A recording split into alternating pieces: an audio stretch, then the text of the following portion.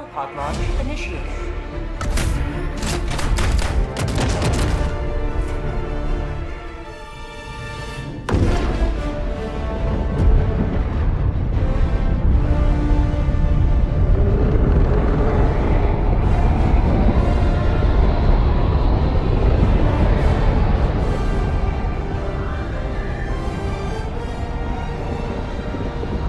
Hello and welcome back to the Palaeocast Gaming Network. My name is Dave Marshall, and when I'm not working as a paleontologist, I'm usually helping to spread managed democracy throughout the galaxy in Helldivers 2. For those of you unfamiliar with the game, you play as an elite soldier of Super Earth, liberating alien worlds from the tyranny of those who would dare to live life differently. You will never destroy our way of life! You travel to different planets, where you dive into the meat grinder to accomplish somewhat questionable missions against almost impossible odds. It's a tense game of teamwork, survival, strategy, and of course over-the-top explosions, which in and of itself would be enjoyment enough, but cutting across the stress of the gameplay is a rich vein of humour and political satire that dispels the frustration of failure. How about a nice cup of liver tea? It doesn't matter when you die, because you don't matter, and your replacement is already fresh out of the hellpod, ready to carry the flag. So a couple of days ago, the Heart of Democracy update dropped, and it sees Super Earth under direct attack by a race of squid-like aliens called the Illuminate. These utilise mind control techniques to turn Super Earth colonists into zombies, brilliantly referred to as the Voteless, and now it's your mission to repel these invaders from the megacities of Super Earth. However, making the task a lot more difficult is the presence of some new Illuminate units. And so that's where this paleo gaming channel, and me with my background in Paleozoic arthropods, come into the story. Because I don't know about you, but something feels very familiar about the new Leviathan.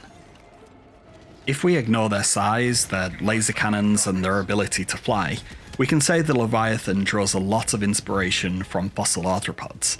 And whilst there isn't a single fossil it's a direct copy of, it's still possible to recognise the anatomy of some real species. You've come for a video about Helldivers, and you find yourself in a lecture about the anatomy of fossil arthropods.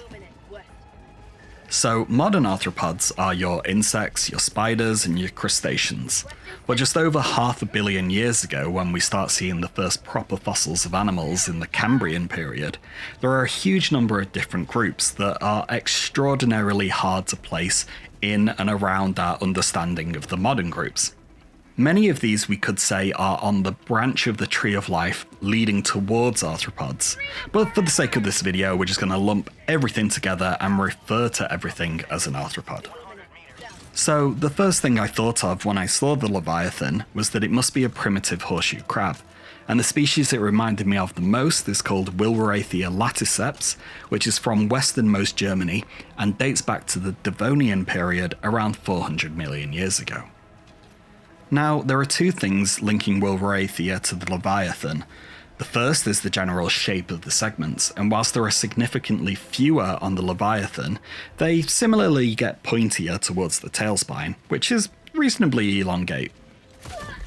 The clearest thing linking it to the horseshoe crabs is this raised trapezoidal shape on top of the head. This, in horseshoe crabs, is called the cardiac lobe, and it's where the heart of the animal is. Yes, in its head. But unfortunately, we'd need to do some dissection work in order to confirm this. On the other hand, the shape of the head seems a little off, as Wilwerathia is a lot wider, but overall it's a reasonably close match. Now, if you look on the underside of the Leviathan, you'll see 3 circular areas that are the ship's weak points. These are one of the clues that could alternatively suggest that it's a radiodont, which, as the name suggests, are animals identified by their circular mouthparts, and the first circle on the Leviathan is just perfectly sized and positioned to be such a mouth. Radiodonts, such as Anomalocaris, were the free-swimming apex predators of the Cambrian seas, and they would have employed a similar undulatory motion to move through the water as the Leviathan displays in the air, which just shows some really cool design choices. In terms of the shape of the head, I'd say it most closely resembles Herdia victoria from the 500 million year old Burgess Shale in British Columbia, Canada. But it's clearly missing its two grasping appendages at the front, as well as that big tail spine at the back. Do you think the Leviathan would look better with legs? Let us know in the comments. But probably the best candidate I've been able to find is called Falcarta belua, which is from the Weeks Formation in Utah, which is also aged around 500 million years old. Whilst Falcarta shares a lot of similarities to Wilwerathia in terms of its overall shape, its segments tend to get a lot spikier towards its exceptionally long tail spine. Now, looking online, I was able to find this specimen, which is probably the closest match to the Leviathan that you are ever going to see. And so there we have it, evidence for the Illuminate on Super Earth 500 million years before our citizens first tasted freedom. And if you're in the market for your own 15 centimeter long mini Leviathan that's recently celebrated its 500 millionth birthday, then this very specimen is on sale at a fossil dealership for the low price of just $17,000.